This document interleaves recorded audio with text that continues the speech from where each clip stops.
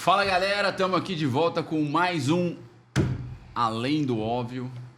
Estou aqui com o monstro sagrado da economia, Bruno Musa. Fala, E meu aí, velho. Tudo bem? Beleza, e você? Tranquilaço. Porra, tive que gravar um episódio sem você, agora ótimo aqui, tá fazendo falta. Eu lembro, eu gravei um sem você Verdade, também quando pode crer. mais um corintiano veio ao mundo. É verdade. Lembra? Verdade, tem razão. E aí, vamos nessa? Vamos nessa. Hoje nós vamos para os Estados Unidos de novo. Hoje aqui a gente tem um super convidado aqui que mudou com a família inteira para a Flórida. Nós vamos explorar bastante isso aqui, como é que é viver no Brasil, viver na Flórida, empreender aqui, empreender lá. Estamos aqui com o Daniel Paglia. Prazer estar aqui com vocês, gente. Muito bom, valeu. Obrigado. Obrigado pelo seu tempo. Eu ia te apresentar aqui, mas eu vou passar a bola para você. Quem é o Daniel Paglia, cara? Cara, eu acho que ninguém é uma coisa só na vida, né? Então, eu também fiz um monte de coisa. Então, eu sou engenheiro de formação, tenho várias pós-graduações e cursos complementares na área de negócio. Então, economia, gestão de negócios, riscos.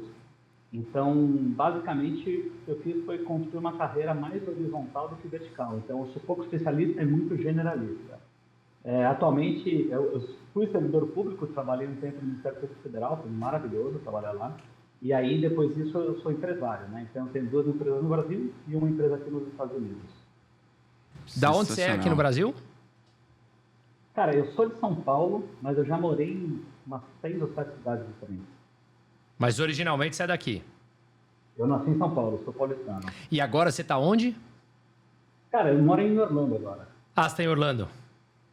Legal, Flórida voando, decolando. Cidade brasileira, quase, né? Na verdade, são as coisas melhores e Latina, né? Cidade brasileira, aqui é assustadora. É. Deve ter pelo menos uns 20% a 30% de brasileiros aqui. Aproveitando que você está aí, vamos falar dos nossos apoiadores aqui, que inclusive um deles, Strobel América, que o link está aqui no descritivo, QR Code na tela, em que você tem 5% de desconto. Para quê? Se você tem pelo menos 5 anos de formado, já graduado há 5 anos, você pode pleitear por um Green Card, ou seja, a possibilidade de morar nos Estados Unidos. Vai lá acompanhar o Daniel lá na Flórida. Flórida está melhor do que muitos outros estados, né, Daniel? Flórida, Texas. Vamos aproveitar. Se quiser, tiver esse sonho... Hã? Flórida, Texas, Carolina do Norte, alguns estados mais conservadores são melhores do que hoje. Então, inclusive tem um fluxo migratório bastante alto, né? Que o preço, você pega preço de residências, está caindo muito menos nesses estados do que nos outros, né?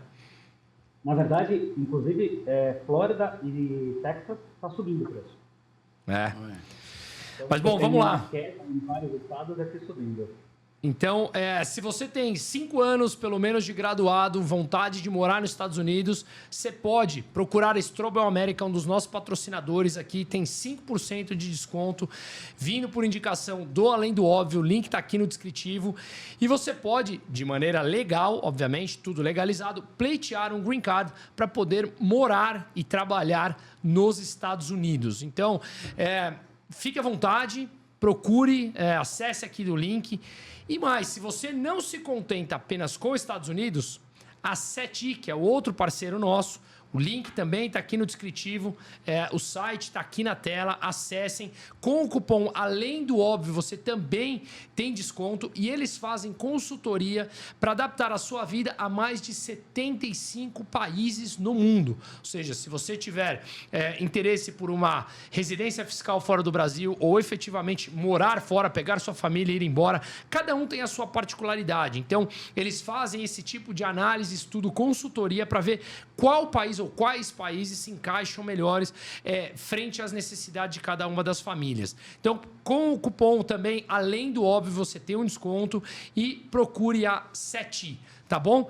E para finalizar, já que o mundo não tá fácil, Harmonia Natural, que nos patrocina aqui também, nos apoia nessa jornada toda. É uma empresa de Santa Catarina, em que eles fazem cosméticos e óleos essenciais com produto 100% natural, vendendo para o Brasil, vendendo para fora. Eles abriram há pouco tempo um modelo de franquia, então eles estão com hoje já acho que 15 franquias espalhadas pelo Brasil para distribuição do produto Harmonia Natural no Brasil como um todo. O link também está no descritivo.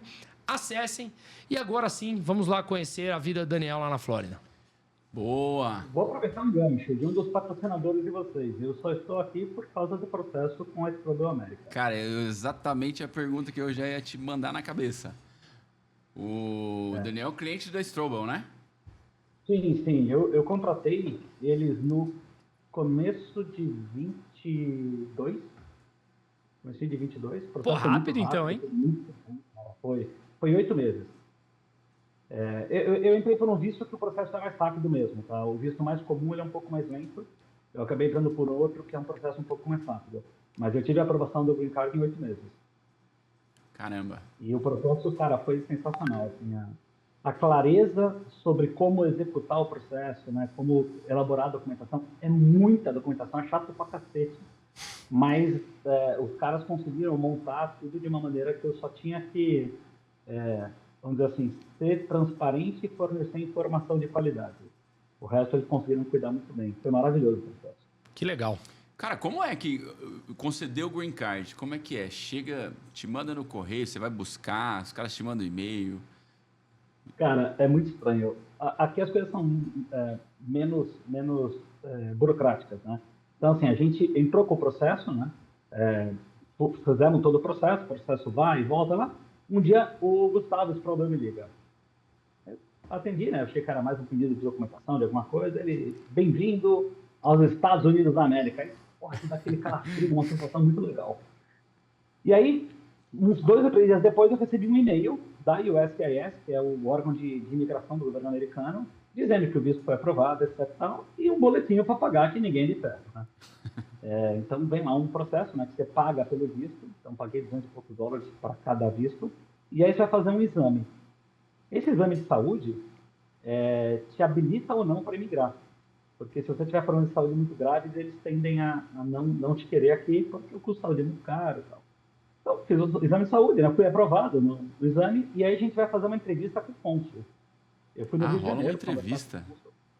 Tem um bate-papo com o cônsul. Cara, o bate-papo é mais por forma, mas ele te testa um pouco, né? Ele pergunta um pouco, né? Por que você quer ir? O que você está fazendo lá? Quais são os seus planos, né, de lá? Você vai lá fazer o quê?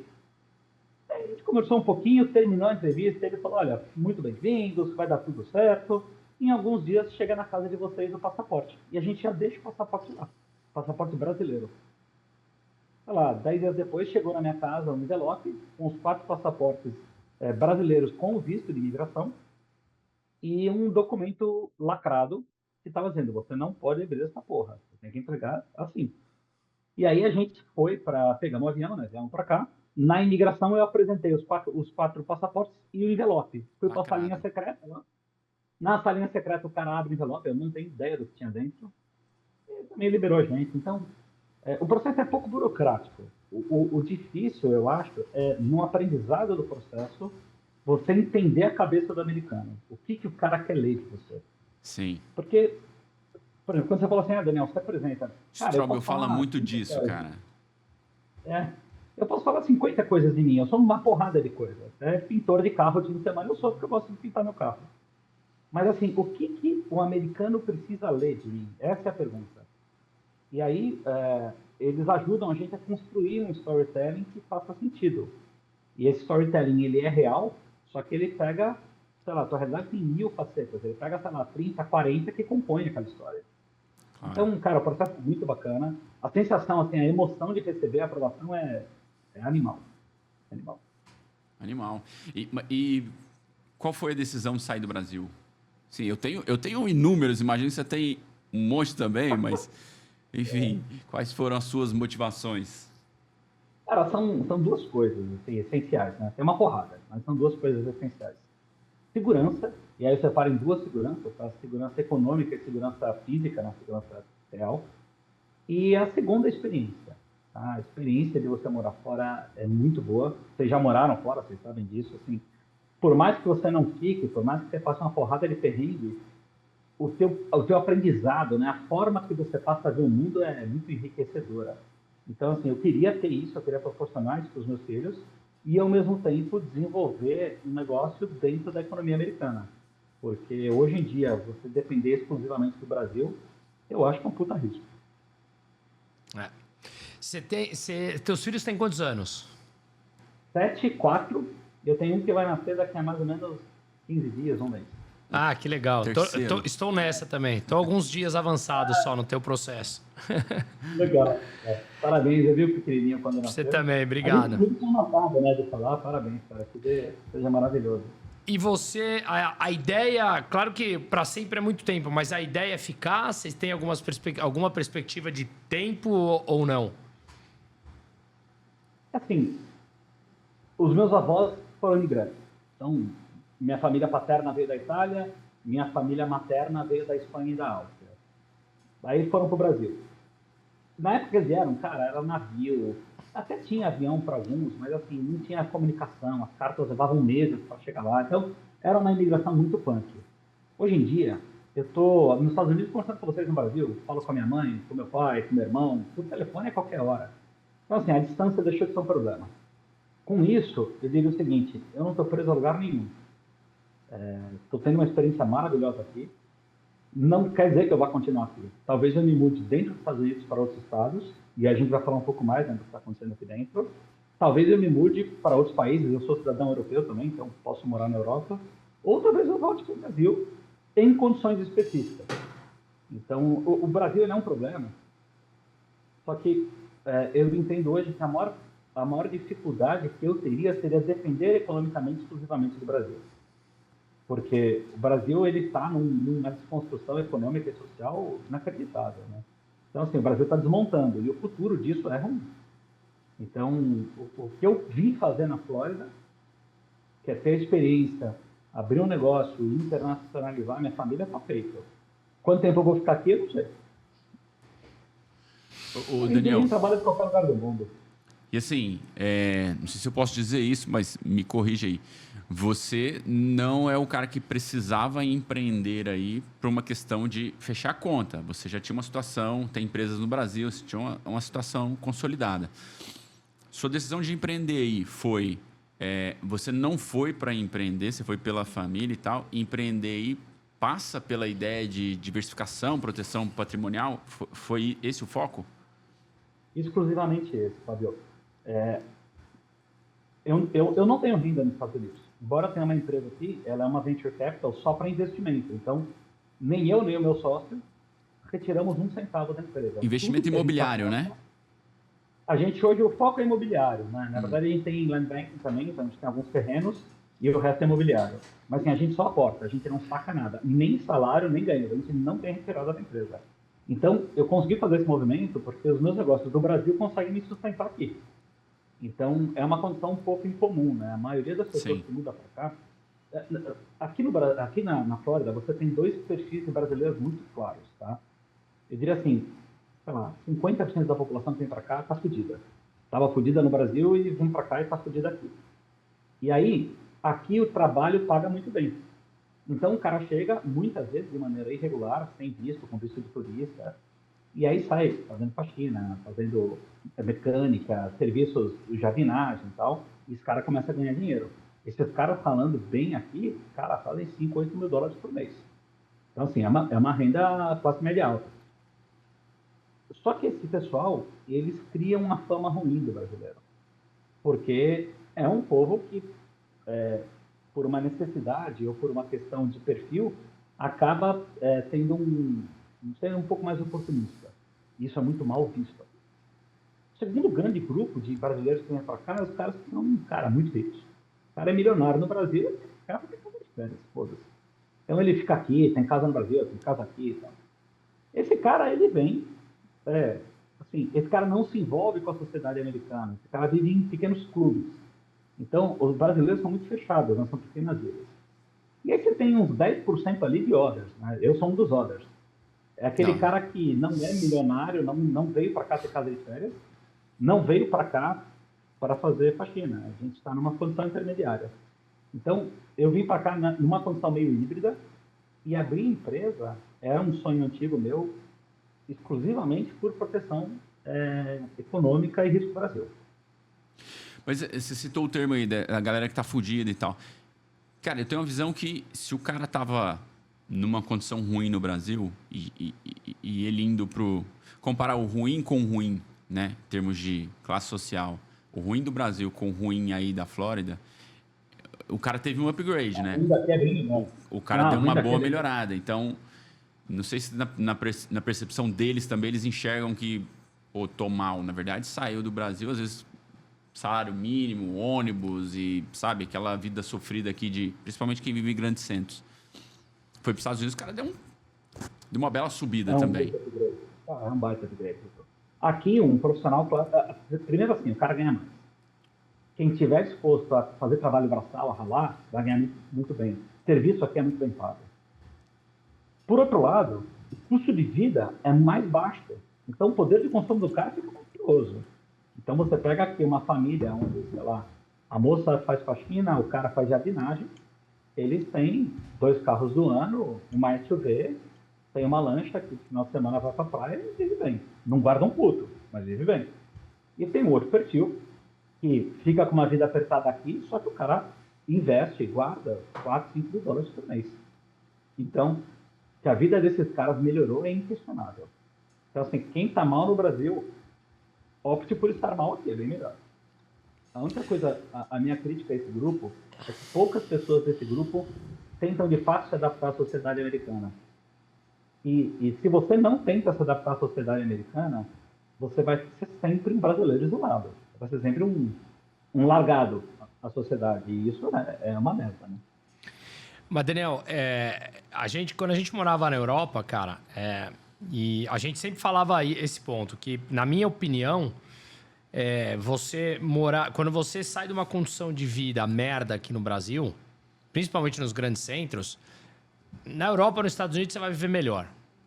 Para mim, isso tá claro. Isso aqui, obviamente, você vai ser, tipo, não consegue emprego, vai lá, fica à margem da sociedade, vai ser morador de rua, etc e tal, aí dá na mesma. Europa nem tanto, aqui o cara consegue fácil. Se for trabalhador e tal, ele consegue dar um upgrade na vida dele, sem os luxos, sem tal, mas o mínimo do mínimo, a vida é mais tranquila aí, né? E na Europa também. Mas, cara, esse aqui é além do óbvio, não é o óbvio, né? E falar que os Estados Unidos é melhor que o Brasil é o óbvio. Isso é bem claro e bem nítido. É melhor em instituições, é melhor em conhecimento, é melhor em tecnologia, é melhor em todos os processos que fizeram os Estados Unidos a maior economia do mundo e o Brasil não. Então, mas meu ponto é, os Estados Unidos têm vários problemas também, né? Principalmente quando você vai para centros ali, sei lá, Detroit, ou vai para outras cidades maiores, o nível de pobreza, ele também tem crescido, principalmente nos estados mais democratas, né? Mas o ponto aqui da pergunta não é nem entrar em questão político-partidária, não tem nada a ver com isso. A questão é, os Estados Unidos também têm seus problemas. Você foi para empreender, você também está numa bolha, você está Orlando, Miami, nós estivemos há pouco tempo aí, isso aí está voando, está explodindo, o emprego é baixíssimo. Vamos sair desses grandes centros, né? Desse grande centro Flórida, Orlando, Miami e tal. Vamos para algumas outras capitais que estão com problemas americanos. Como é que você enxerga essa percepção daqui para frente dos Estados Unidos também? Porque, de novo, a gente estava gravando antes aqui, tudo é pendular, né? Será que realmente os Estados Unidos está passando por alguns problemas e isso pode vir a se aprofundar e complicar a situação de muita gente que acha que vai chegar aí e vai encontrar, digamos, a facilidade do mundo e ficar rico do dia para a noite? Não vai. Esse povo vai quebrar a cara. Cara, a tua resposta, eu preciso responder um pouco mais, sei lá, mais amplo. Fica à vontade. Primeiro ponto. Estados Unidos é que nem Brasil. Aqui tem 50 estados. Você tem 50 realidades diferentes. Então, você tem 50 estados que se uniram. Mas cada um tem a sua regra, cada um tem a sua política, cada um tem a sua vida. O que isso é ótimo. Como você o que é muito bom, mas traz problemas. Você tem uma disparidade muito grande. Eu falo muito sobre o Brasil, por exemplo. Eu já morei em São Paulo, já morei no Sul, já morei no interior de São Paulo, já morei no Centro-Oeste. Cara, são países distintos. Então, assim, vai viver na Bahia, vai viver em Manaus e vai viver em Curitiba. São 3 países que têm em comum a economia e a língua. Só. O dia a dia da vida é totalmente diferente. Estados Unidos é igual. Então, você tem a língua comum, sendo que você tem sempre uma língua secundária, normalmente o espanhol. É uma merda isso, porque você tem muitas pessoas hoje que não falam inglês mais, e isso é uma crítica muito grande do americano raiz com os latinos. E eu acho que E isso você tem- é acentuado na Flórida, né? Qual a sua percepção? Texas, Califórnia. Então, toda a região sul, toda a região entendi. perto do Golfo, porque é a região onde mais você tem imigrantes, cara. E isso aumenta a repulsa. Então, assim, o americano redneck, ele não gosta disso. Então, por exemplo, toda vez que eu conheço algum americano, um cara raiz daqui, como você veio pra cá? Ela fala, não, eu fiz um processo migratório. Qual o processo? Ah, fiz esse. Ah, legal. Aí o cara me vê como alguém do mesmo time. Você tem meio cara de redneck também, cara. Eu curto o estilo, mas eu não sou, não. Eu curto o estilo dos caras. Mas, assim, você tem 50 países diferentes aqui, né? Então, eu vou pegar a tua resposta, Bruno, eu vou tentar espalhar um pouco. Primeiro, você tem grandes centros que perderam valor econômico. Isso começou na crise de 2008, né? E não regrediu mais.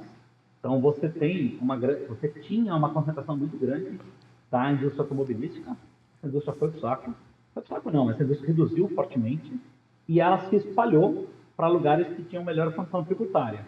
E aí você gerou, por exemplo, no caso de Detroit, um abandono da indústria. Então, Detroit era um puta centro 15 anos atrás, hoje é, sei lá, uma favela vertical, é uma cidade que está muito ruim. E isso leva aos índices de violência aumentarem. Então você começa a ter, né, aquele conflito, porque você começa a ver uma coisa que o americano não está acostumado, que é o miserável.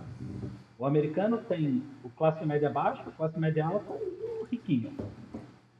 O milionário, o rico pra caramba, e o miserável tem muito pouco na sociedade. E aí você começa a ver esses caras. E isso traz isso começa a trazer uma visão americana ruim interna, principalmente porque esses caras são muito americanos, né? Os Estados Unidos se divide praticamente em 2 grandes faixas, né? A faixa norte, vamos falar assim, a região que neva. A região que neva é uma região mais tradicional americana. E a região que não neva, né, que é a região do Golfo, né, Texas, Califórnia, Flórida, onde você tem muita imigração. Então você tem essa separação. Além disso, culturalmente, os Estados Unidos têm a cultura da imigração. Os Estados Unidos é um país que nasceu da imigração e ele tem na Constituição Federal dele o incentivo imigratório. Então eles abrem, de fato, as portas para muitas pessoas virem.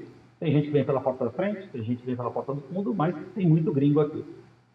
E aí, esses gringos, de uma maneira geral, começam a transformar o perfil populacional de alguns estados num perfil mais democrata. Por quê? O perfil democrata é muito mais flexível por isso. E aí, a população americana também, passando por uma lavagem cerebral igualzinho no Brasil. E, na verdade, o americano médio é um cara bem mais burro que o brasileiro, tá? O americano médio... Cara, não, ele tem muito menos noção do mundo. Ele só conhece os Estados Unidos. A realidade... Ele é mais burro mesmo. Ele é muito mais ignorante. Ele vive aquilo, a bolinha dele tem total controle e noção, mas do externo não. E aí, quando você começa com esse tipo de política, né, é mais fácil você convencer um americano do que um brasileiro, seja lá qual o seu ponto de vista.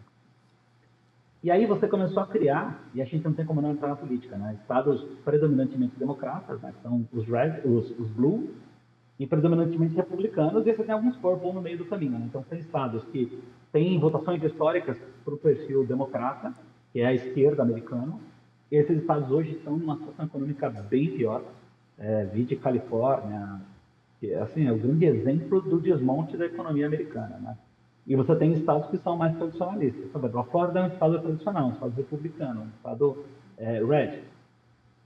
E o governador atual da Flórida, que chama Ron DeSantis, que é um cara direitista, raiz, durão, ele tem um discurso dele recente que ele falou o seguinte: vocês não são bem-vindos aqui, brasileiros e poloneses. Ele falou do polonês, do brasileiro, não tem ideia. Mas essa é a visão que eles têm do gringo. Então, o gringo para eles é um problema econômico. Porém, é quem faz o trabalho pesado que o americano não quer fazer. Cara, assim, essa contextualizada em geral, eu digo o seguinte: os Estados Unidos se mantém como a principal economia do mundo, se mantém como a melhor economia, a economia mais estável do mundo para investir, isso é inequívoco. Ele é o laço financeiro, né, de todas as operações mundiais ainda, tirando as operações da China agora, mas ele está se degradando econômica e socialmente. E moralmente em muitos estados também, né? Ah, muito, cara. Porque quando você começa o declínio social, você acaba trazendo declínio moral junto, né? Então, você começa a ter, assim, até recentemente teve alguns estados que liberaram droga, maconha. E assim, você começa a ver uns malucos andando na rua querendo zumbi. Na Flórida, por exemplo, não é liberado. Só que o cara vai, sei lá, para outro estado, compra e volta. E aí, do nada, você tromba alguns zumbis andando.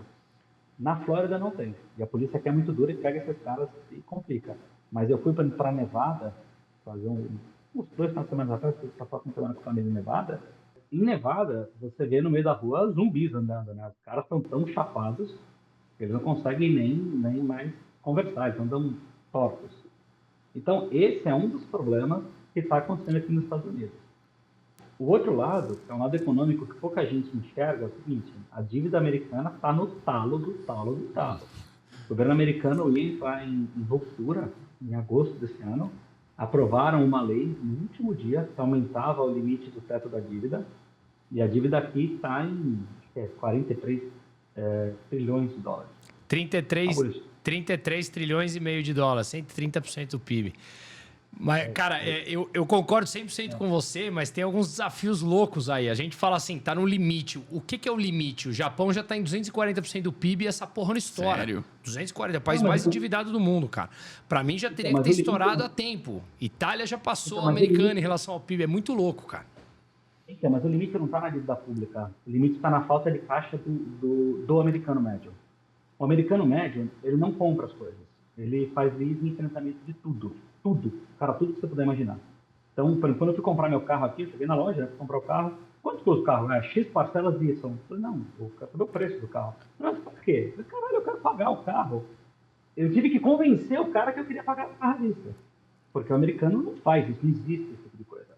Então, o americano, ele começa a girar um padrão de dívida que ele depende da manutenção do emprego dele e do poder de compra. E essas coisas estão mudando. Por quê? Porque o endividamento do americano médio está muito alto. E aí, se há uma crise, essa crise se alastra muito rápido. E isso pode gerar uma quebradeira, não dos Estados Unidos, mas de cidadãos e instituições.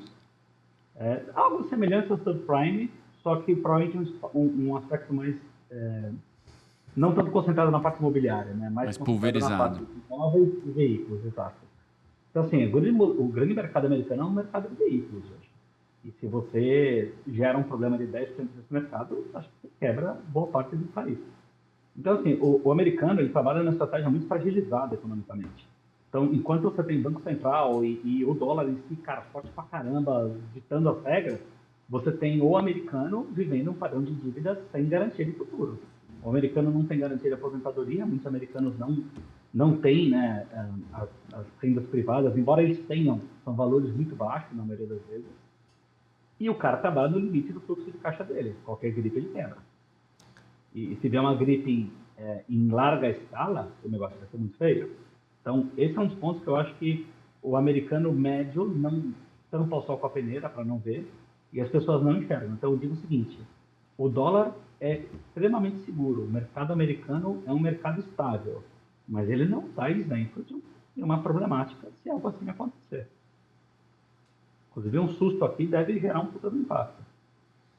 Eu concordo. A dívida do cartão de crédito do americano tá batendo 1 trilhão e 100 pela primeira vez na história, cara. Juros médios de 21,5% ao ano. E isso que o americano médio não parcela a compra no cartão, porque ele não consegue. O cartão aqui não tem que pagar em 10 vezes. Não, isso é fluxo de caixa mesmo. É fluxo do mês do cara. Tem só um porenzinho aí que eu não sei que... Eu fiz até um estudo desse PIB, dos dados do PIB, que é interessante, que assim, 55% do PIB americano vem de consumo privado, tá? O que é o consumo privado? Serviços, bens como é que chama? Geladeira Duráveis. lá, bens duráveis e bens não duráveis.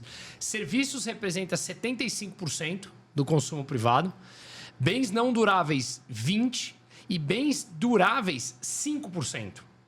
Que entra, por exemplo, carro, geladeira, esse tipo de coisa, que é o que você financia. Serviço você não financia. Né? No geral, você não vai no restaurante e fala, vou me financiar para ir no restaurante. Você vai lá e compra, né? Ou vai no parque e tal. O grande ponto é que você ainda tem... Olha esse que foda, cara. Durante a pandemia, por conta de transferências de renda, a poupança média a poupança do americano chegou a bater 2 trilhões de dólares. Aumentou. Isso é mais do que o PIB brasileiro. A poupança do americano era maior que o PIB brasileiro, por conta das transferências de renda na pandemia. Sim. Hoje eles já gastaram metade. Distribuindo cheque lá, Distribuíam cheque, exatamente, por correio. Hoje está em 1 trilhão. Ou seja, o que eu quero dizer? A alta dos juros e o endividamento maior ainda talvez tenham um fôlego amparado por ainda 1 trilhão de poupança e uma alta de juros que demora para chegar na ponta final da economia, que para mim já está chegando, né, segundo alguns indicadores antecedentes da aceleração, mostrando que porque o consumo representa mais ou menos 40% do PIB e você tem um impacto menor dos juros no consumo do que em compras de bens duráveis, como o consumo, os serviços representam um percentual muito maior, ele demora um tempo para chegar, mas eu concordo com você, isso está chegando. Você já mostra uma desaceleração maior. Mas quando esses caras ainda vão consumir 1 trilhão, quando você ainda tem muita gente, você vê, as empresas estão com dificuldade de achar mão de obra. O cara chega, o americano médio, chega e fala, cara, eu ainda tenho uma grana guardada, não vou trabalhar. E foda-se. Só que daqui a pouco a bomba estoura. Então eu concordo com você nisso, cara. E tem um problema até nessa mesma mesa que você está falando, né? Que é uma coisa assim, adicional que os caras não entendem. A grande massa do fluxo de dinheiro é baseada em serviço. Só que serviço você corta muito fácil. Sim. Porque você tem muita parte de serviços essenciais e muita parte de serviços não essenciais. Então, serviço não essencial você picota. Então, Bárbara, eu tenho visto aqui um movimento, eu moro num lugar bem legal, um bairro bem classe média alta aqui nos Estados Unidos. Tem gente que está dispensando empresa de landscaping, né, que é jardinagem, foi lá, comprou os equipamentos e está jardinando no fim de semana para não gastar dinheiro com a empresa. Então, como o bem é muito barato, para o cara tirar o serviço e adquirir o bem e fazer por conta própria é muito fácil. E a gente começa a ver esse movimento num bairro mais transado. Se você pega um bairro muito simples, ninguém tem landscaping, por exemplo, que é uma coisa que na lei da Flórida bate muito forte, ela exige.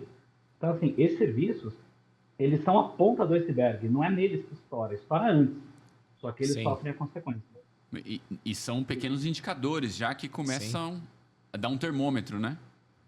Exato. O lance é assim, né? Estados Unidos é um país que a gente conhece o que está, vamos dizer assim, da televisão para frente. Então são dados públicos, né? Agora, por exemplo, as guerras. Os Estados Unidos já está se movimentando, né? Manda avião para cá, manda porta-aviões para lá. Cara, tem bilhões e bilhões que estão sendo gastos com esses movimentos. E a indústria bélica americana, ela praticamente sustenta a economia, quando o cara tem um evento desse. Mas, assim, a cultura do americano médio é de torrar o dinheiro e viver no fluxo. E o risco é muito alto. Então, assim, eu não vejo... Cara, eu não vejo uma quebradeira, mas eu vejo alguns soluços de curto prazo, tipo, já começando no ano que vem. E não começaram esse ano só porque o Congresso aprovou a porra do aumento do teto. Senão já tinha estourado. Mas isso acontece já desde... já tem uma década que os caras vão todo ano aumentando, né? Você vai empurrando de frente com a barriga. E aprova assim, aos 48 do segundo tempo num acordo bipartidário e acabou, né? Exato. Só que assim, porque você deixou de lastrar em ouro, né, cara? Você tinha, então, o dólar atrelado a um lastro físico. Quando você deixa ele ter, ele passa a ser uma moeda. Se o cara começa a ampliar muito a dívida, ele começa a matar valor. Também não pode fazer isso. Que foi então, justamente por isso que acabou com o lastro em ouro, porque o Nixon imprimiu dinheiro pra caralho lá. Exato. Lá, então, assim, os caras, em algum momento, vão ter que fazer um movimento anticíclico. E isso é uma coisa que é saudável para a economia, né? Assim, você tem o ciclo e o anticiclo que estão tentando equilibrar a porra da conta. Concordo. Só que se você está no ciclo há 30 anos, uma hora estoura. Que, na verdade, é o que a gente estava falando um pouco antes de começar o podcast, né? O que está acontecendo na Argentina e o que está acontecendo no Brasil, né? Quer dizer, oposto. A Argentina acabou de eleger o anticiclo e o Brasil acabou não, né? Ano passado, retrasado, acabou de reafirmar a tendência de continuação do ciclo. E isso afunda o país. Cara, Concordo. E você tem filhos aí, né? Como é que você vê a tua percepção aí em relação a esse movimento woke aí? E se você... Uma coisa é o que a gente escuta daqui e o que a gente lê, mas você no teu dia a dia, você tem algum tipo de indício disso? Você se depara com situações que você poderia comentar? Escola do filho, sei lá. Então, de novo, nos Estados Unidos ele é um país muito dividido. Então, aqui, esse movimento woke é bem fraco. Ele é bem fraco porque a Flórida é um estado muito conservador. O Ron DeSantis bate de frente, cara. É muito legal. O Ron DeSantis proibiu, por exemplo, centros de acolhimento woke em escolas. E você lembra aquele vídeo que viralizou dele no meio da pandemia? A criancinha foi falar alguma coisa e falou, tira essa máscara. Aqui não, tira essa porra da cara. Não vi. Muito bom, cara. Mas esse é o princípio. E esse cara, assim, o americano morador da Flórida adora ele. Eu, particularmente, sou apaixonado no DeSantis. Somos dois. Só que ele é um retardado que tem princípios que, para mim, fazem sentido. Então, assim, eu gosto da linha do cara, eu respeito muito o que ele faz. E acho que ele é o melhor governador que tem hoje nos Estados Unidos. Um ou outro cara que chega mais perto. O movimento woke aqui não tem espaço, tá? Nem pela sociedade e nem apoio dos órgãos governamentais. Então, na Flórida eu não vejo isso. Mas, por exemplo, eu tive a infelicidade... Cara, eu fui passar um final de semana na Geórgia, em Atlanta, com a minha família. Pegamos, fomos pra lá, vamos passear. Qual que é o principal lugar para ir? É o parque... Não sei se é o nome dele agora. Chegamos no parque, era dia do Orgulho Gay. Tava eu, minha esposa, meus 2 filhos, e a gente dando um rolê lá no meio. E o dia do Orgulho Gay. Bom, tinham, acho que umas 300 barracas, desfile, música. O parque estava tomado. E até aí não vejo problema. Agora, metade das barracas eram ONGs, eram barracas que tinham um selinho, né? Biden, tinham propaganda para fazer cadastramento como membro do Partido Democrata. Eu fui abordado para me cadastrar no Partido Democrata. Então, assim, você percebe, esse movimento woke, ele não é um movimento social, ele é um movimento, político. E ele estoura na sociedade. E aí você vai, tem estados aqui que você tem banheiro misto, por exemplo, em escolas. Então, assim, eu sou totalmente contra isso. Bom, você vê movimento woke aqui? Cara, vê. Na Flórida, muito pouco. No Texas, muito pouco. Pega os Estados Unidos, pega o mapa dele. As duas bordas, tá? Você vê muito. A Flórida, junto com a Geórgia, são estados um pouco mais conservadores, a Flórida muito mais. Então, as duas bordas, né, tanto Costa Leste quanto Costa Oeste, são muito democratas e tem muito movimento woke. Região central americana aí, Flórida, né, que é meio isoladinha, tem menos. Agora, esse movimento woke, cara, ele é o fim dos Estados Unidos. Cara, mas uma coisa que é muito legal nos Estados Unidos é essa, de certa forma, independência dos estados, porque né, ainda você tem estados que vão resistir, tipo Flórida, e que vão, de certa forma, surfar essa onda de um jeito positivo. Se é que eu posso dizer que é positivo para o país, acho que no geral é ruim, mas você acaba criando bolhas de sobriedade e é por isso, talvez, que você vê, né, Flórida, Texas, atraindo investimento de estados vizinhos, empresas migrando deliberadamente headquarter de um lado para o outro. Enfim, e as pessoas escolhendo morar em outros lugares em detrimento a morar no lugar que estava, porque foi tomado por, sei lá, por que seja ideologia, ou situação econômica, ou modelo... Impostos, se você quiser. Isso é muito legal, porque fomenta o negócio internamente, né? Cara, e na média, ajuda o país a não regredir como um todo, né? Acaba sendo alavancas que vão, de alguma maneira, segurando. Que a gente não tem aqui. Aqui a gente não tem essa independência estadual, por exemplo. Então, e foi até no episódio anterior que a gente estava gravando, cara, com o historiador aqui, o Marcelo Andrade, falando que a gente foi falar sobre a história brasileira, e ele falou justamente isso. Até o Vargas... da proclamação da República ali até o Vargas, o golpe da República até 1930, você tinha ali totalmente liberdade entre os estados e competição entre os estados, inclusive partidos políticos que poderiam se limitar a um estado ou outro, né? E que no Brasil não. Então, além de você fazer competição entre os estados, Né? Olha, igual você tem uma empresa, cara. Um restaurante compete com o outro. Um estado compete com o outro. Para atrair empresas, para atrair renda, para atrair pessoas, etc e tal. E além do mais, você descentraliza os recursos, cara. Sim. Você descentraliza os recursos. Então, na minha opinião, esse é um dos grandes motivos, desde a história da independência americana, lá das colônias e tudo mais, de você esse processo de descentralização histórica ter facilitado muito mais a ascensão, assim como é a Suíça, um país desse tamanho, que a gente foi junto para lá. Um país desse tamanho, a gente tem mais de 20 cantões num país que é do tamanho, sei lá, do estado de São Paulo. Né? Então, você promove a descentralização, menos recurso na mão de poucas pessoas para comandar um recurso para, sei lá, 200 milhões de pessoas como tem no Brasil. É claro que o cara vai achar meios ali de desviar para ele, né? Então, isso é uma coisa bem interessante, né? O único estado aqui que é federal é o IRS, né? O estado, é o Imposto de Renda Americano, pessoa física e jurídica e alguns tributos específicos. Mas a renda do cidadão, ela é tributada de acordo com a política do estado. Portanto, a Flórida é um estado tax-free. Então, o cara é isento de pagamento de imposto de renda estadual sobre toda a receita que ele tenha, né? Isso faz o quê? O cara ganha mais. Você paga zero de imposto de renda aí?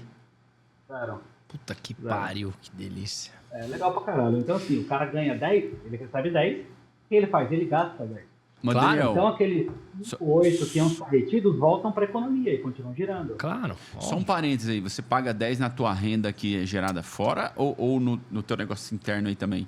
Não, a minha situação é um pouco complicada, porque a parte da minha renda é do Brasil. Então, assim, vamos lá. Eu, como americano, como residente permanente, né, como green card holder ou um americano tradicional que tem emprego aqui, ele paga zero, ele é isento. Então, 100% do que ele ganha vai para o bolso. Do que vai para o bolso gera consumo e, obviamente, fomenta a economia local. Então, você cria bolhas de oportunidade de fomento. E a Flórida é uma dessas. Tanto que a Flórida hoje é o maior estado de imigrantes dentro dos Estados Unidos. Sim. Tem até antigamente tinha um movimento que o pessoal chamava aqui de snowbirds, né? Que era a galera que fugia do frio para vir para a Flórida. Hoje existem os westbirds, galera que sai lá da costa oeste para vir para cá. E por quê? Além da cultura woke, destruição econômica, você tem a questão dos impostos, né? A minha realidade é um pouco complicada, porque como eu tenho empresa no Brasil, eu sou tributado sobre os dividendos. Então, a tua renda é livre, mas o teu lucro não. Então, eu pago 30% sobre a renda. Porra, então tudo que eu recebo do Brasil vem deduzido em 30%? Depende. Por quê? Porque assim como no Brasil, os Estados Unidos tem várias manobras fiscais que você pode fazer dentro da lei. Então, eu não preciso transformar minha renda em pessoa física. Eu posso segurar a minha renda no Brasil, não distribuir para mim, dessa maneira não ser tributado aqui. Só que eu preciso ter capital para me manter essa distribuição de renda. Então, assim, tem que ter um planejamento um pouco mais complexo para vir para cá. O que eu te falei, só tem 90% dos dos brasileiros que migram para cá, que não se preocupam com isso. Ou o cara não tem nada e vai produzir tudo aqui, então o cara vai receber localmente, seja registrado, né, contratado ou sem contrato, e você tem um milionário, que também não se preocupa porque ele vem aqui para gastar só. Aqueles 10% que vem para cá numa condição como a minha, tem um trabalho tributário um pouco mais complicado para ser feito. E não é uma coisa simples, porque assim, você conseguir se manter economicamente pagando o mínimo possível, atendendo a lei dos dois países, é uma manobra meio chata. Nada que uma holding de uma operação não resolva, mas tem que saber fazer. No frigir dos ovos, o que você pagava o teu percentual que era colocado para tributo, ele diminuiu. Ele diminuiu porque eu não distribuo. Se eu distribuísse meus dividendos, eu estava perdendo 30% da minha receita. Sim. Então, assim, como eu seguro lote, essa renda nas empresas, então eu estou vivendo só de capital próprio. Então, eu consumo o meu patrimônio enquanto a empresa se capitaliza. Sim. Se eu tirar da empresa e jogar para mim, aí tudo. Aí eu vou pagar 30% do que eu distribuir. Então, essa é uma operação também que ela é sustentável no curto prazo, no longuíssimo prazo não. Então, assim, quem vem para os Estados Unidos, uma coisa que devia fazer sempre é entender qual que é o modelo tributário do cara. Quem larga tudo lá e vem para cá, tanto faz, vai ser registrado e empregado aqui. Agora, quem vem para cá, mantendo a renda no Brasil, tem que avaliar como que é esse fluxo. Porque você tem que responder tributariamente para os Estados Unidos. E, cara, isso é complicado. O IRS aqui é punk. Mas você é prova viva de que a conta fecha, né? Fecha. Economicamente fecha, porque assim, você tem outras coisas. A vida aqui é mais barata, tá? Quer dizer, deixa eu explicar direito isso. Eu vou dar um exemplo hipotético. Uma família no Brasil gasta 25 mil para ter um bom padrão de vida. 25 mil por mês é um bom padrão de vida, morar bem pro caralho, ser empregada, sei lá. Se a pessoa vem para cá, ela gasta 8. Só que 8 mil, foda. Para ter uma vida igual. E isso dá 40.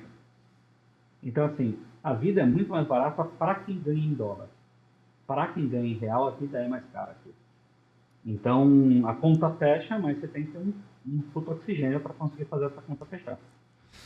Cara, quando a gente morava, o Fábio trabalhava na Espanha. Eu sempre tive minha renda do Brasil, né? Tanto que eu adaptei meu horário de lá, o horário Brasil, morando lá, que eu conseguia fazer porque era eu e minha mulher só. Agora, com um filho pequeno, é impossível, né?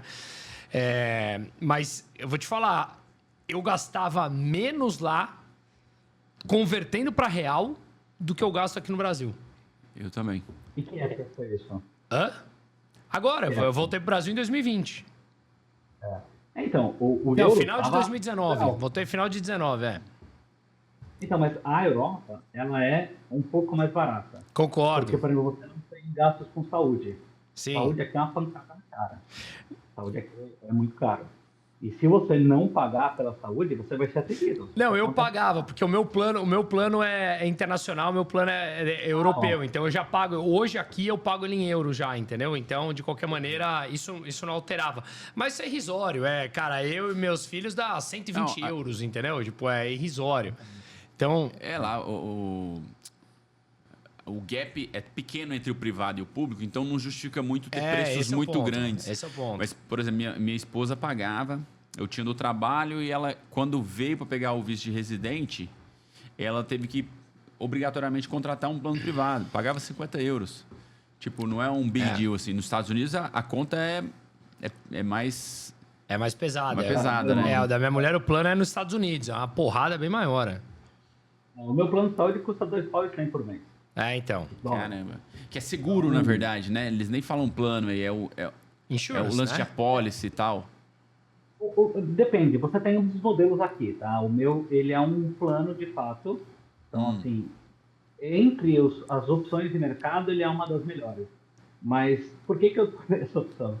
Claro que é tomando na cara, né? Ô, Daniel, para uma família de 4, é isso? $2 pau. $2 pau para uma família de 4. Mas, deixa eu contar, por que eu fiz isso? Eu tomei na cara. Cheguei aqui, fui contratar um plano, me falaram, não, esse plano aqui é bom, era um insurance, o seguro e tal, e tinha uma série de regras, cara. Você entendeu o conceito, beleza. Aí meu filho teve uma dor de barriga mais complicada, e aí eu fui para um hospital de referência aqui, que é um hospital infantil top. Cara, fui atendido maravilhosamente bem. Hospital, assim, nível AAA total. Entramos, fomos atendidos, salinha daqui, medicação, aí vem o médico e tal, ultrassom, cara, fizeram tudo, descobriram o que tinha, né, era um entupimento intestinal, resolveram, remedinho, lavagem e tal, tá, beleza, fui pra casa. Dei a carteirinha do plano e dei meu documento. Cheguei em casa, depois de um mês, chegou uma carta pra mim, uma conta de $10.700. Caralho. Aí eu liguei no plano e falei, ô meu, e aí? Não, teu plano não cobre. Caralho, como não cobre? Assim, era emergência, né? E emergência ele devia cobrir. Não, mas é porque tem a política, porque tem o prazo, porque tem não sei o quê, porque é aquele hospital que você foi. Bom, resumido, eu paguei a conta e mudei de plano. Aí eu fui para um plano bom. E aí eu fui para um plano melhor. Então, hoje o meu plano cobriria esse tipo de situação. Então, o meu plano é o que eles chamam de PPO, que é um plano que te dá mais liberdade, embora seja um pouquinho mais caro. E aí tem os planos mais normais, são os insurers, que são o tal do EPO ou CPO, são mais baratos. Algo nesse estilo. Mas o meu agora é um PPO, um pouquinho mais caro, mas funciona bem. Mas isso é o tipo da coisa da saúde aqui. Cara, você vai ser atendido, vão resolver tudo que você precisa. Só que vão te mandar conta depois. Eu gostei do que você falou, né? Que às vezes o pessoal tem aquela verdade absoluta, né? Mudar para os Estados Unidos é bom, mudar para a Europa é bom, mas o caso que você citou é bem emblemático. Se você tem renda no Brasil e se você faz a renda nos Estados Unidos, cara, são duas situações completamente diferentes, né? Sim. Uma vai ser favorável, a outra nem tanto. E existe um fator que vai um pouco além, né? Por exemplo, questão familiar. Eu vim para cá com 2 filhos que andam, falam, correm, são independentes. Agora eu vou estar com um bebê. Isso muda muita coisa.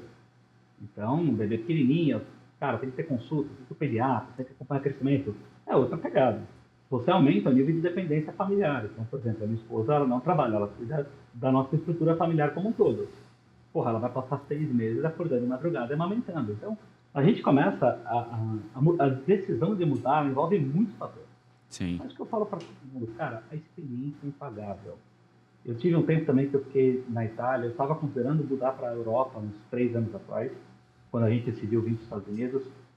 Sim, vai, tem que ir, tem que testar, não adianta, você não pode pegar, ninguém pode pegar a minha realidade e assumir para si, porque cada um tem a sua realidade. Então, renda, se o cara vier para cá extraditado, ele deixa de pagar imposto no Brasil, olha que interessante. Por exemplo, o cara que é funcionário do Brasil, funcionário mesmo, assalariado, CLT, e ele é extraditado para cá. O imposto que ele pagava de 27,5% vira zero. Por quê? Porque aqui ele é não tributado. E aí ele tem que se adequar à legislação americana. Então, para esse cara é um ganho. Para o cara que não tem nada, ele vai ter o ganho, só que ele vai ter que arranjar emprego. Para o cara que vem como empresário, ele tem que entender se vai dar pena distribuir resultado, porque ele vai se fuder na questão tributária depois. Então, assim, não tem uma conta única, né? O lance é, cada um tem que enxergar a própria realidade e decidir qual é a melhor forma. Agora, é uma experiência incrível, cara. E, cara, e você que cogitou ir para a Europa, para a Itália especificamente, o que te fez escolher Estados Unidos em detrimento da Europa? Cara, a gente acabou de comentar aqui, né? Europa, vida barata, tal. É uma boa vida também, diferente dos Estados Unidos, mas o que te fez escolher um e o outro? Eu vou resumir, daí eu vou contar a parte grande da coisa, tá? A Europa acabou. A Europa acabou. Infelizmente. A Europa hoje, ela perdeu a identidade dela. Se você for olhar a nossa história, a primeira vez que fui para a Itália, fui estudar lá, eu tinha 18 anos. E, porra, eu me lembro, cara, tudo aquilo que eu via na televisão, dos monumentos, da história italiana, né? Eu fui estudar numa universidade italiana, então, tudo aquilo que eu queria ver era igual. Eu já fui para a Europa várias vezes. Cada vez que eu vou, ela está pior. E eu tenho família na Europa, tenho muitos conhecidos lá. E o pessoal fala que a Europa está afundando muito.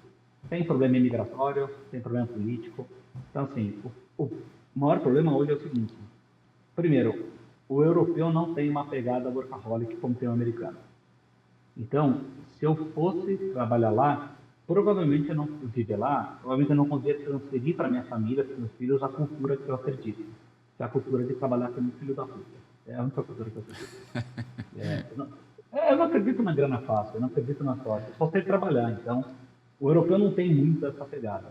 Eles são mais bom vivants, até tudo que já passaram. Né? Depois, teve uma imigração muito forte, recente, né, nos últimos, sei lá, 5, 10 anos. Só que a imigração foi muito forte. E aí hoje você tem pequenas cidades ou até pequenos estados em vários países da Europa que já são estados de predominância muçulmana. Cara, eu não sou muçulmano. Para mim é uma cultura estranha. Então, eu tenho uma prima que mora em Londres. Lá você tem hoje um bairro que é dominado pela Sharia. A mulher tem que andar de véu, de burca. Mesma coisa que tem algumas pequenas cidades na França que já estão passando por isso. A Itália começou a ter uma imigração muito grande de zingari, né? Que são os ciganos, o pessoal marroquino, norte da África, começou a ir para lá. Então, assim, está começando a ter furto, pickpocketing, tipo de coisa que não tinha. Então, a Europa, de 20 anos atrás, aquela Europa da nossa infância, lá, você continua com os monumentos históricos, cara, a Europa está suja, está fedida, está... Claro, tirando pedras, né? Suíça, Áustria. Então, eu perdi muito brilho com relação à Europa. Ainda acho que é o melhor lugar para passear. Para morar, eu tenho minhas dúvidas. E eu falo que foi um ano muito louco, né? Para o seguinte, eu estava com a minha família, a gente estava no meio da pandemia, então eu morava numa casa, né, na Grande Viana, interior de São Paulo. Cara, um lugar super gostoso e tal.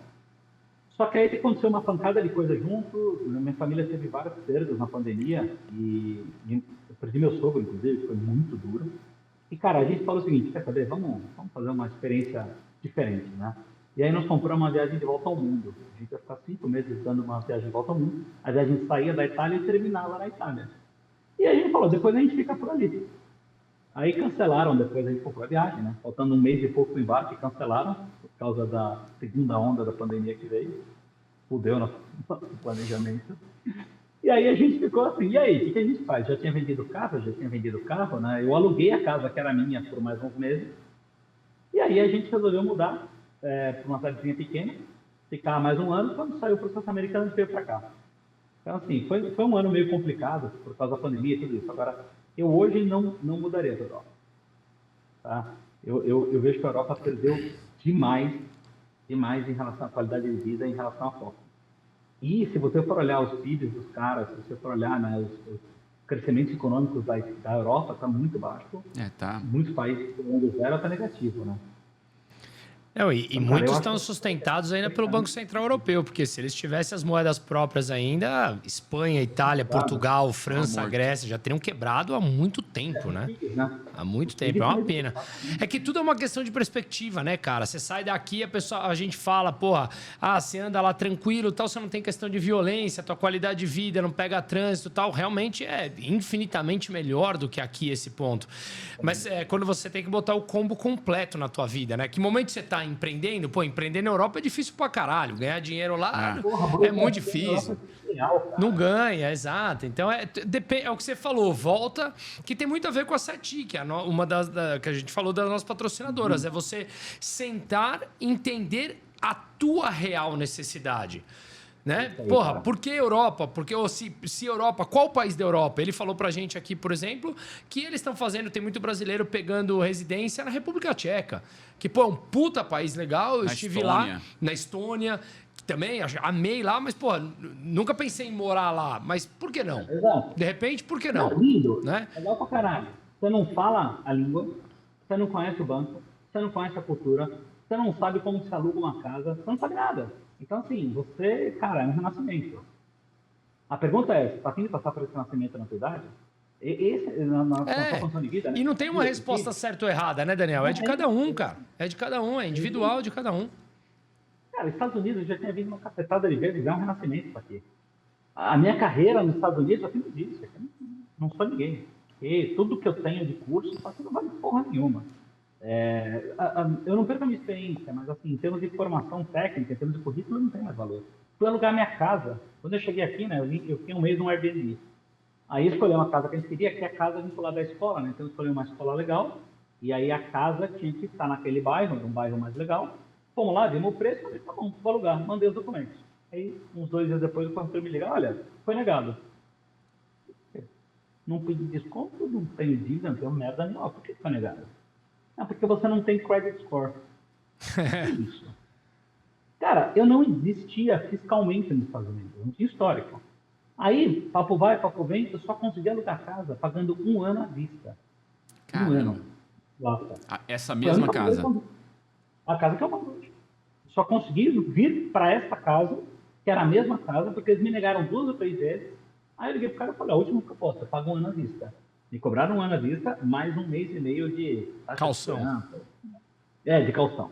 Então, assim, me tomaram uma baita de uma grana, mas tudo bem. Hoje eu tenho credit score, então eu tenho o Social Security Number, ele já tem histórico. Hoje eu conseguiria alugar essa casa com muito mais facilidade. E isso é uma coisa também diferente aqui nos Estados Unidos, cara, que eu acho que vai além do óbvio, mas é muito top. O teu histórico é público. Você tem o teu Social Security Number, cara, é o CPF. Tem o teu CPF daqui. Tudo que você faz está no seu CPF. Que é o Social Security, né? É o Social Security. Se você tiver dívida, se você tiver sido preso, se você fez merda, se você está devendo, está tudo lá. Então, é tipo um public record, assim, é uma informação de domínio público, qualquer um acessa sobre você. Qualquer um acessa de qualquer um. Qualquer um acessa. Você insere os dados, entra lá no site da Serasa Experian ou da Equifax e pega os dados do maluco.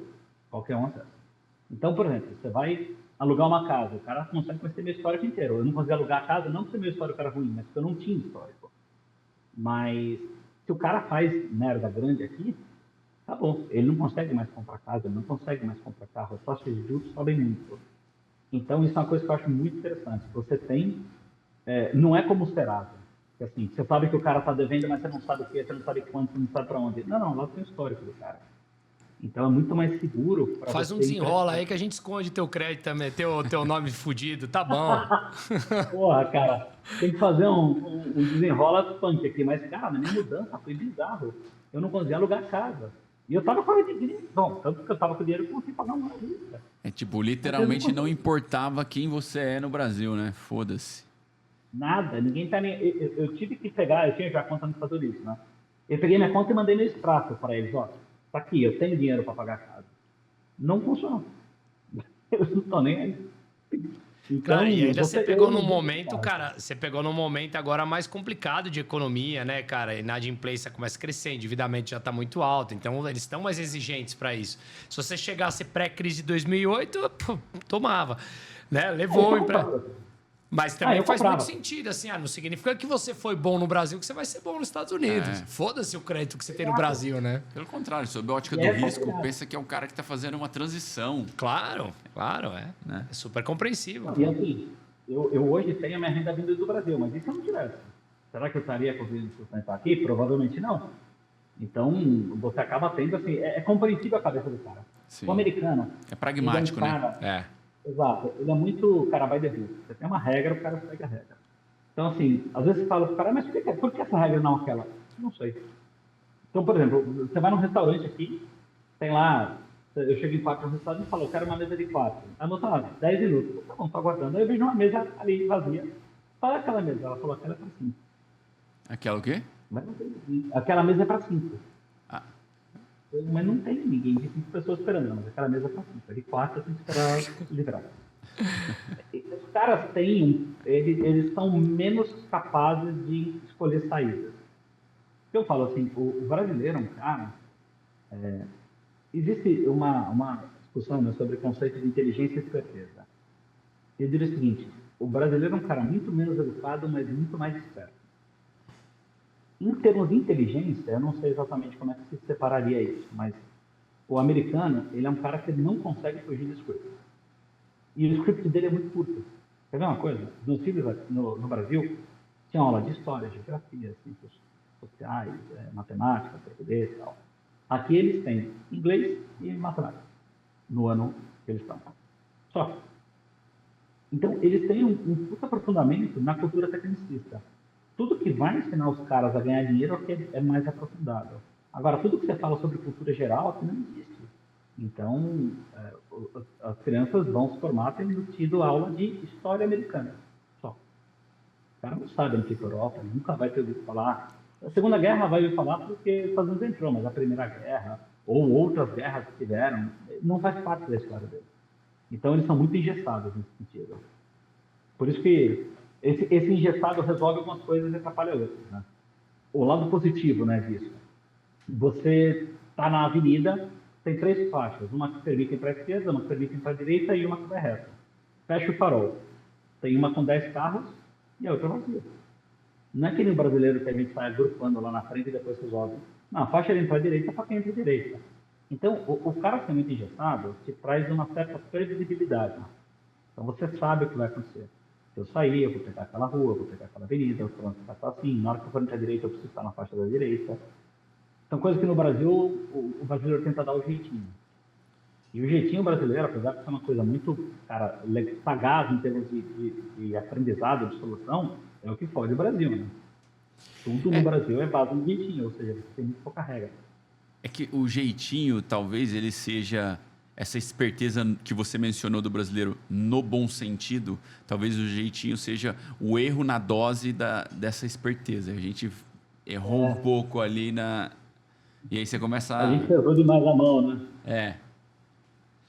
Mas eu, no geral, gosto muito dessa ideia do brasileiro de ser criativo, de dar jeito. Vejo isso também no ambiente corporativo. Às vezes você fala com um gringo ou com outro e tal. Sinto que a gente é um pouco mais... Flexível, hein? Flexível, veloz nesse sentido. Por outro lado, a gente deixa na mesa um monte de comportamento meio bosta também. Mas, assim... Acho que não tem como ter aquela medida ideal e perfeita. A gente vai ser bom em algumas coisas e exatamente por isso vai te deixar um pouco cagado em outras, sabe? É isso aí. Mas assim, eu acho que ser inteligente, aprender certeza, eu acho que é a melhor coisa. Eu falo, eu sou formado em engenharia, né? A gente demora para entender o que é engenharia. Até porque na faculdade eu ensino. Engenharia vem de engenho, né? Que é transformação. Então, ser engenheiro significa ter a capacidade de transformar coisas. Transformar o quê? Soluções, problemas em soluções, dificuldades em facilidades. É isso que a gente faz da vida. E aí, quando você tenta ver isso dentro da cultura americana, os caras são mais, cara, by the book. O brasileiro é um povo muito inteligente, muito divertido, muito caloroso, muito amistoso. Só que também tem um desprezo pelas regras, desprezo pelas leis, que geram os problemas que a gente enfrenta hoje, né? Então, aqui a gente comenta muito, né?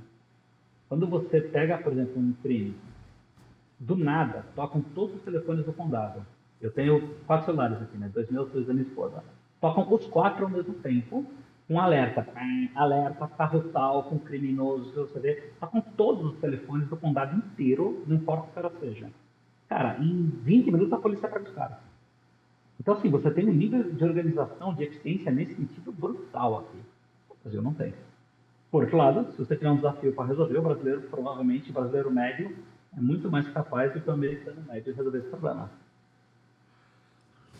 Uma das Ouros coisas e que eu bônus. acho, exato, uma das coisas que eu acho é o seguinte, é muito fácil vir para cá e cuspir na cara do Brasil. Ah, Brasil é uma merda e tal. Cara, não, o Brasil é um bom país. O Brasil tem seus problemas. O que você encontra nos Estados Unidos? Você encontra segurança. Segurança real, né, física, e segurança econômica. Então, ter segurança econômica te permite diversificar seu investimento, ter mais grana, ter um investimento num país onde vai te dar mais estabilidade, mesmo que os ganhos na moeda local sejam um pouco menores. E a segurança física que permite andar com puta de um carrão, vidro aberto, e então faz, tá feliz. Por outro lado, ele não te oferece algumas coisas que tem no Brasil sempre, né? A vida do brasileiro é mais sociável, é mais alegre, é mais divertida. Então, é um trade-off que as pessoas têm que pensar. Agora, dá para estudar isso num livro? Não. Tem que estar aqui para sentir. Concordo. Isso é algo que a gente sempre fala, assim. Eu acho que, para mim, é difícil ter uma verdade absoluta, mas quando você está numa situação econômico-social muito baixa no Brasil, a decisão vai ser fácil, rápida e intuitiva. Você vai ou para os Estados Unidos ou para a Europa, você vai. Beleza. Conforme vai subir no nível, começa a pesar um monte de outras coisas e chega um ponto que isso fica meio equilibrado, cara. Né? Igual, a gente morou fora, a gente escolheu estar aqui no Brasil por N motivos, mas, cara, a balança pode pesar um pouco mais, sei lá, de um ano para o outro, essa balança pode mudar muito rápido para mim, por exemplo. Então, eu não sou um cara que me vejo no Brasil no longo prazo, mas hoje, por exemplo, eu falo, puta, você quer estar em outro lugar hoje? Eu falo, cara, hoje não, mas não é algo que eu vou escrever na pedra. Exato. É como eu estou aqui, né? Muita gente fala assim para mim, nossa, você nunca mais volta, né? Cara, por que não? Sim, problema de segurança no Brasil você paga e resolve. Vai comprar um carro blindado, vai ter uma estrada privada, para lá, claro que você se vira. O problema econômico no Brasil, ele, para quem sabe manipular e trabalhar com dinheiro, ele é uma oportunidade. Então, quando a taxa de juros sobe, o pobre se fode e o rico ganha mais. Então, se a gente conseguir ter conhecimento econômico suficiente, são oportunidades para nós. Então, os dois grandes problemas dos Estados Unidos, você consegue resolver no Brasil com dinheiro. Dá para enriquecer e dá para comprar segurança. Agora, a experiência não. Então, eu acho que assim, quem escrever na pedra, que vai tomar uma decisão que faz a vida, está correndo um grande risco de se queimar depois, né? Por isso que eu falei para vocês, eu estou amando isso aqui. Mas isso não quer dizer absolutamente nada sobre continuar aqui. Agora, a experiência de estar aqui é enriquecedora demais. Meus filhos chegam em casa agora falando inglês em pouquíssimo tempo, né? A criança aprende muito rápido. Então, chega em casa com inglês, tem amigo de vários países. Isso é outra coisa muito interessante. A minha filha, por exemplo, na sala dela tem uma amiga indiana, uma amiga da Bielorrússia, uns 3 ou 4 latinos, aí tem Colômbia, Venezuela, tem, sei lá, 10 americanos. Então, você tem um aprendizado multicultural de verdade. Aqui você lida, você está no dia a dia com esses caras. Hoje a gente recebeu um casal, a filha, a menininha indiana, veio estar em casa brincando com a minha filha. Quando os pais vieram, trouxeram para a gente uns brindes de agradecimento, né? da cultura indiana. Pô, uma coisa super interessante. Eu não viveria isso no Brasil. Eu não teria essa oportunidade. Agora, eu indo embora, uma coisa eu não vou perder, que é a minha estrutura econômica aqui. E isso tem que ser mantido. E esse foi um dos principais motivos da minha vinda. O Brasil, cara, se você for olhar o Brasil versus real, né, dólar versus real, a gente saiu de um dólar de 1 para 1, né? Dólar fake de 1 para 1, mas era 1 para 1. Sim. Para 5 para 1. E esse não é um movimento isolado, né? Não é um movimento que aconteceu da noite para o dia, não é um problema. Ele é uma escada. Então, ele vai acontecendo. Quer dizer o seguinte, se eu olhar os próximos 20 anos, cara, eu tenho todos os indicadores econômicos que me dizem que o dólar vai estar 7 para 1, 8 para 1, 10 para 1, não sei quanto vai estar, mas vai estar maior. Então, todo o dinheiro que eu invisto nos Estados Unidos, mesmo que fique parado, ele tende a construir meu patrimônio. Já se ele rodar, ele tende a potencializar demais esse crescimento. E no Brasil, por outro lado, você pode estar, não rico, mas você pode estar ganhando muito, só que você está perdendo o valor de compra mundial. Sim, é que nem o cara que sentido. foi na Venezuela, sabe? É legal, mas o cara está fudido, porque ele está preso lá. Talvez ele queira estar na Venezuela, não tem problema nenhum. Só que ele pode querer, não deixar de ter opções. Então, o que eu comento para todo mundo, cara, que está no Brasil, venha, tenha experiência, experimente, é enriquecedor pra caralho, crie sua independência financeira. Acho que os Estados Unidos é o melhor país do mundo para isso. Trabalhar aqui é fácil. Trabalhar aqui, abrir uma empresa aqui é pouquíssimo burocrático, é extremamente eficiente. Então, assim, tem que usar o que os Estados Unidos têm de bom para te oferecer. Para morar é o melhor país? Para alguns vai ser, para outros não. Para uns vai ser a Flórida, para outros vai ser Texas, para outros vai ser Ohio. Cara, não tem uma realidade única. Para vocês falarem do Brasil, dos Estados Unidos para brasileiros, vocês vão ter que achar um brasileiro que mora em cada estado. Que são realidades totalmente distintas. E tem um lance que você falou no início da nossa conversa, que é o lance da experiência de viver fora. Quem nunca viveu, isso aí é um papel em branco. O cara está comparando a vida dele no Brasil, onde ele sabe exatamente todas as nuances, com um papel em branco. E o que eu falo para a galera é, cara, assuma um pouquinho de risco, vai experimentar, porque, cara, tem muita coisa legal que você vai ver que você não fazia nem ideia. E ainda que seja uma experiência que lá na frente o cara, puta, foi uma experiência ruim, porra, foi uma baita experiência. Eu já morei em outros 2 países além do Brasil e, tipo, foram situações completamente opostas e as duas foram muito fodas. É isso. E, cara, quando você começa, né, o que você tem de bom hoje? Vamos falar, Europa. Você tem também uma estabilidade econômica, em alguns países, né, não em todos, mas você tem uma moeda forte. O que você tem na Suíça? Você tem também estabilidade econômica, mas você tem uma questão, eles são muito xenofóbicos, mas é um país que aceita muito bem. Você tem nos Estados Unidos, o que você tem no Canadá, o que você tem no México. Cara, todo país tem coisa para te oferecer. Agora, a experiência que você vai ter é exclusiva, ela é muito boa. Então, o que eu acho é que as pessoas deveriam parar de achar e ver se é. É isso mesmo. O brasileiro tem uma puta síndrome de vira-lata, né? A gente acha que tudo que é gringo é melhor. Sim. Tudo que é do lado de fora é melhor. Uma coisa, a educação aqui é pior que a do Brasil. Aqui toda a escola é pública. Toda não, mas a maioria das escolas são públicas. A escola pública daqui versus a escola pública do Brasil, obviamente a daqui é, muito melhor. Mas se eu comparar a escola pública daqui com a escola que eu tinha acesso para pôr meus filhos no Brasil, a escola lá era melhor. Ô, Daniel, nunca mais me esqueço. Eu fiquei 1 ano e meio aí no final dos anos 90 com meus pais.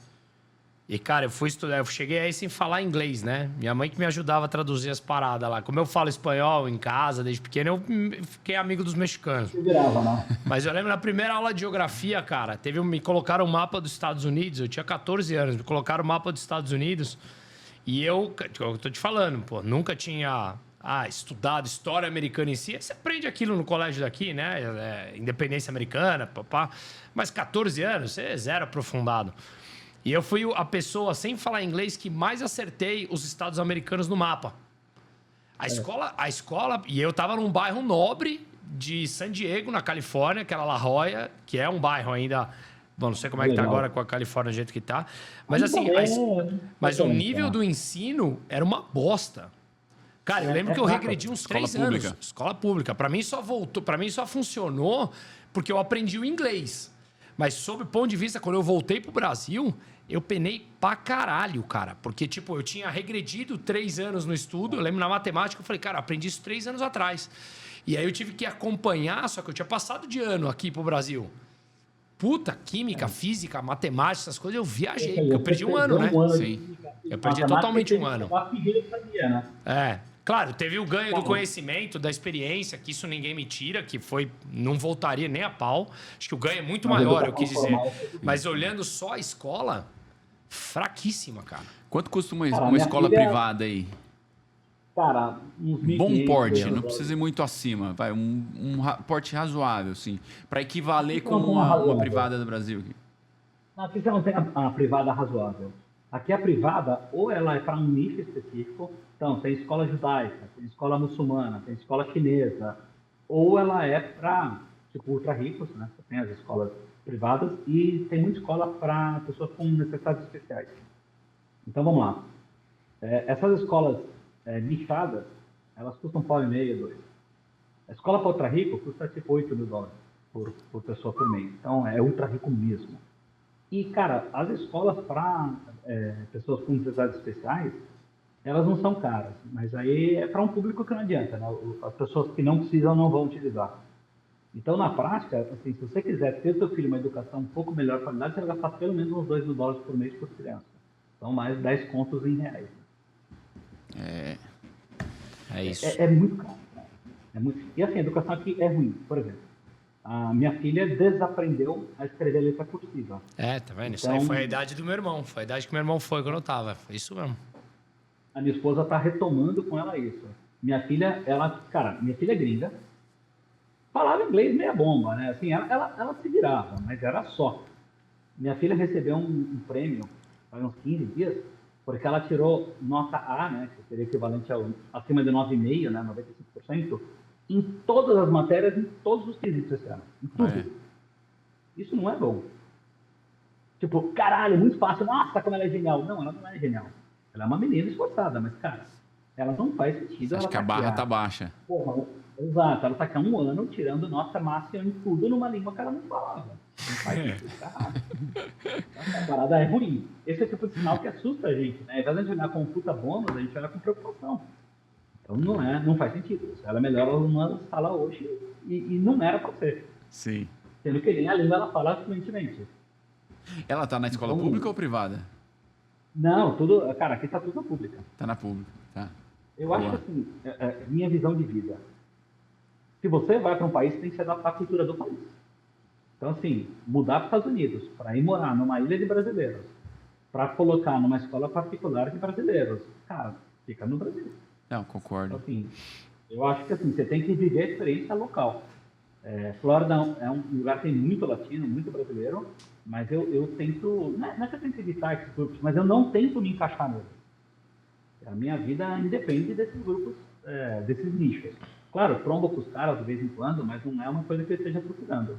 Sim. Porque senão, qual o sentido de morar aqui, né? Eu quero ter a experiência local, eu quero comer a comida local, que é uma merda, mas eu quero comer, eu quero ter a experiência da escola local, eu quero viver como americano vive, para poder dizer que teve experiência. Claro, isso que é viver a experiência, pô. É isso. E isso é uma coisa... Oi. Não, acho que é isso, né? Acho que abordamos todos os temas interessantes aqui. Legal. Uma coisa que eu acho, cara, que assim, eu queria comentar assim, com vocês, né?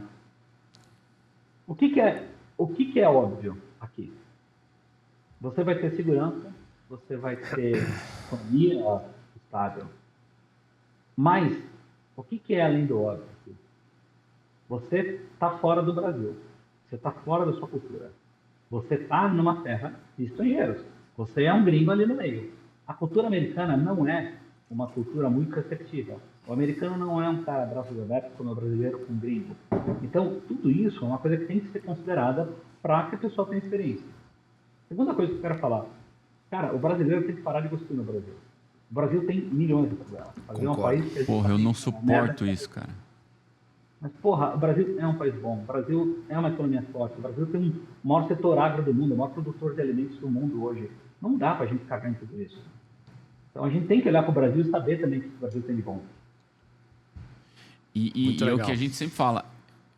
justamente todas as distorções que existem no Brasil, é justamente o motivo principal de ter tanta oportunidade aqui também. Então, assim, que na Suíça não vai ter. Lá tá tudo estável pra caramba. Aqui é tudo fodido e é justamente isso que cria oportunidade. Oportunidades, claro. Então, tem coisa por fazer. É Sem isso. dúvida, não. E você vê aquela cultura trabalhista, né, que no Brasil ela é muito forte, né? Agora teve até aquela que já estão tentando derrubar a proibição de trabalhar de domingos e feriados.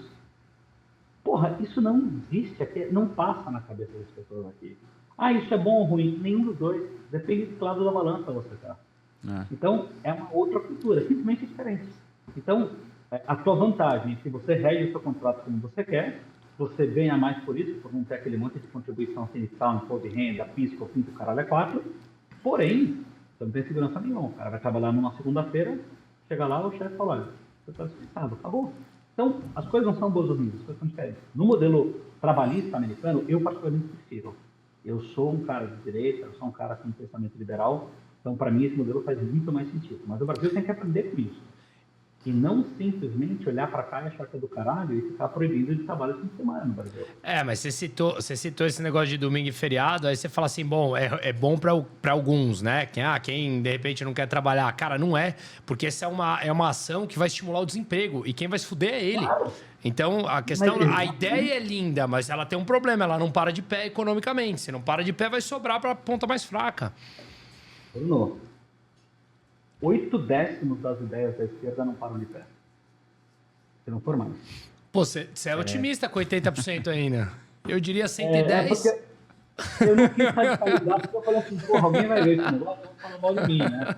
Mas na prática, cara, assim, a esquerda, ela tem a missão, cara, não a missão, assim. Bom, todo mundo sabe que eu penso da esquerda, né? Mas, assim, o Brasil vai acabar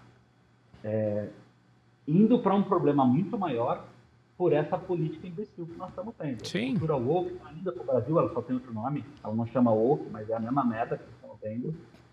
Nós estamos com os mesmos problemas em relação a subdesenvolvimento social das pessoas, baixa qualificação de profissionais no mercado, venda de diploma. Então, você pega gente hoje sem diploma no Brasil e, cara, o cara é um absoluto incompetente. Então, assim, infelizmente, cara, o que o Brasil está vivendo com a terceira eleição do governo Lula, sendo que já teve a quinta na próxima, teve os dois da Dilma, me entristece muito, cara. Me entristece ver a quantidade de pessoas que ainda é capaz de votar num bandido condenado e achar que era melhor. Isso pesa. E isso é uma coisa que não aconteceria aqui. Esse mercado isso pesa pra caralho. Isso pesa. Uma das coisas para mim que foi um gatilho, não foi um gatilho, né? Já tava com a decisão tomada, mas assim, cara, quando eu comecei a ver o final da eleição, eu tava lá brigando, Bolsonaro, Lula, caralho, 4. E, cara, você começa a ver pessoas que você conhece, que você até tem algum contato, defendendo o que nós temos hoje, né, como presidente. Porra, cara, isso entristece. Eu vejo uma incompetência de analisar dados dessas pessoas muito grande. E o americano não tem isso. O americano, se um cara que está condenado e tal, a carreira do cara realmente acabou. E o cara vai mofar na cadeia. E no Brasil não, a gente anula a pena dele, né? Bom, não era tema do podcast, mas é sempre bom deixar claro. É o lance do pragmatismo americano, né? Os caras são muito preto no branco. Cara, by the book, a regra é essa, página 4, artigo 9, é isso aí. Boa. Cara, queria agradecer seu tempo aí. A gente, entre idas e vindas aqui, esse episódio demorou a sair, mas a gente já estava querendo gravar já há um tempo, né? Obrigado aí pelo seu tempo, pela sua disposição em colaborar aí com a gente. E quando vier ao Brasil, dá um toque aí pra gente... Com certeza. A gente vai se encontrar aí. Gente, eu quero falar assim, cara, eu gosto muito do Além do Óbvio, acompanho os podcasts de vocês. Para mim é um prazer estar aqui, porque eu realmente confio muito, né? Eu acredito nisso que vocês vendem, né? Que é uma postura meio anti-óbvia das coisas. E eu agradeço de estar aqui, de poder falar um pouquinho. E no que eu puder ajudar, à sua disposição. Obrigado, cara. Obrigado, Daniel. Valeu mesmo pelo teu tempo, todas as ideias aí, acompanhar. E, pô, realmente acho que foi um papo muito engrandecedor. Valeu, cara. Valeu. Tamo junto, gente. Tamo junto. Obrigado. Valeu. Um abraço. Valeu. Tchau. Nos vemos semana que vem aqui nesse mesmo canal. Não esqueça de deixar o seu like, se inscrever, compartilhar para quem você acha que pode gostar do nosso conteúdo aí. E nos vemos na semana que vem. Valeu. Valeu, Daniel. Abraço. Então, gente, valeu, até mais. Obrigado. Tchau.